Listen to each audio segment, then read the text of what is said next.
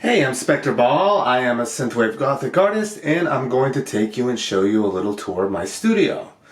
Now first, what we see on the wall is an image of, and I actually forgot what image that is. Anyway, it's Maat talking to Isis on the wall. And we will go down and see what else is on my wall. So we will go down. Sorry, this might be a little bit jumpy. And over here, we see Heidi. Hi, say hello, Heidi. Say hello. Okay. Over here on the wall, we have an image of Baba Yaga, Slavic witch.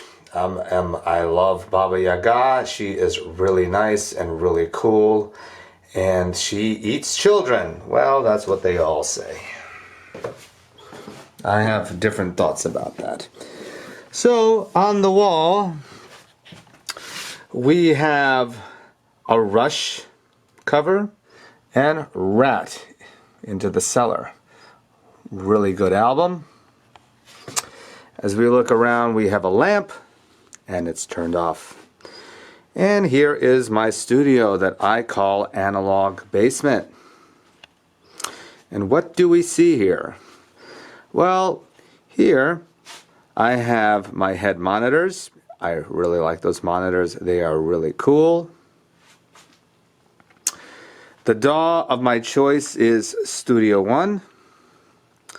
I've used Cubase before, but I am a big fan of Studio One. Also, Logic is another DAW that I enjoy using.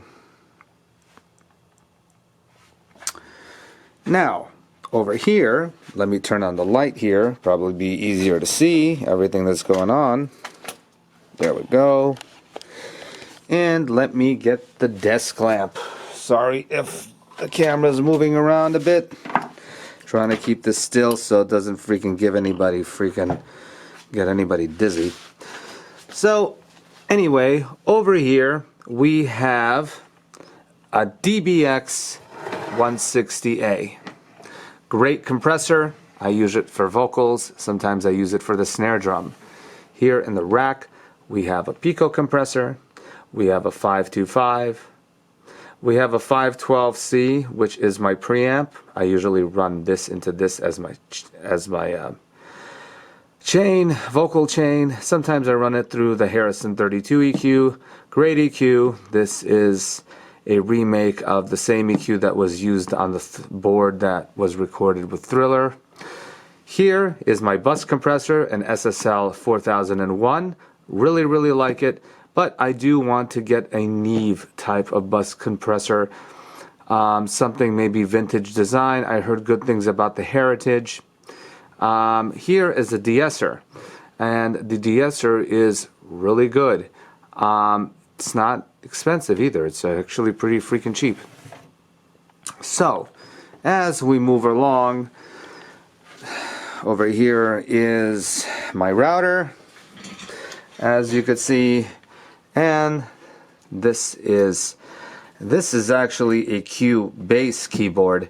This is when I used Cubase, which I don't use anymore.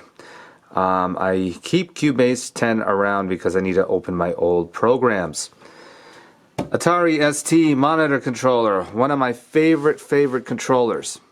I really thought about getting rid of it because my mixer does have multiple speaker outs, but I can't live without that.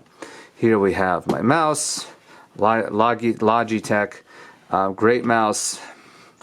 And on the other side, we have a Roland Integra, really good sound module. Has a lot of sounds in it. Usually I use it for pianos and strings, sometimes maybe drums. But since a lot of synthwave artists do use software synths, and a lot of them do sound the same, I decided that for my future projects I'm going to use more of the Roland and try to tweak the sounds to get them for a more retro flavor. Here we have the Dangerous ST.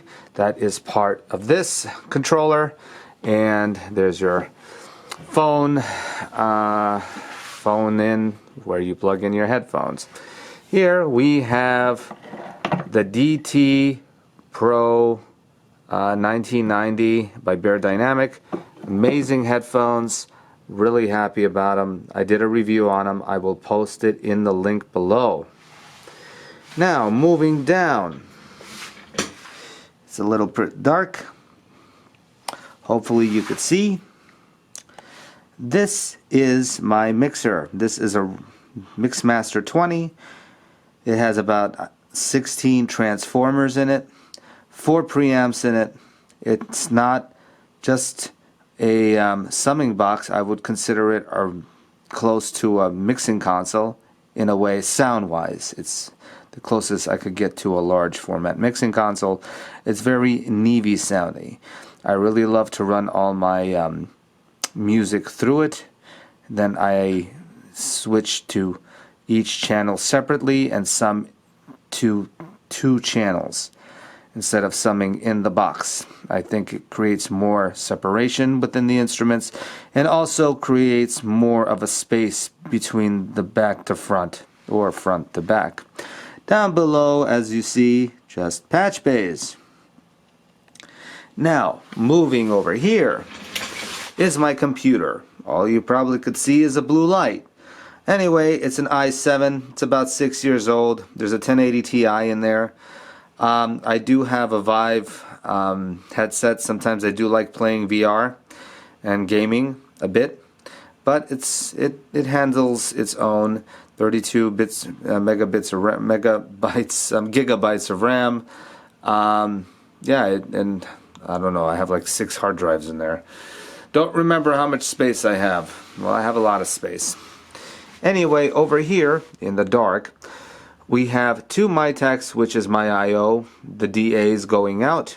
So it goes from the computer through the DAs into the Mixmaster and back into the QES, which is the white rack with the orange button.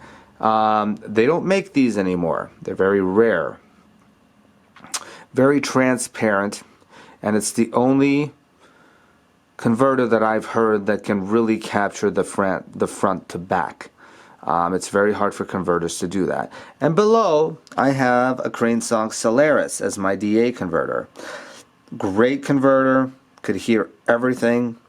Mixing has been much easier with this converter. What's crazy is that I won this in a Gear Sluts contest, and that was like, wow, I just won something. I actually almost fell out of my chair. That was actually really, really nuts. Okay, over here we have my piano. It's a Yamaha CP300. It has 2 speakers. The reason why I got it is because I didn't have to get external speakers and everything was hands-on. I use it to teach vocals and I also use it for my MIDI. The only thing is that this, it's off, but the B here, does it work correctly? Sometimes it gets stuck. I have opened it, have dusted it out, and still it gets stuck. Really pisses me off. And here we have the Sony PC speakers. These are the 88 PC. I read about these on Gear Sluts. A famous mix engineer uses them to mix the low end and balance the mix.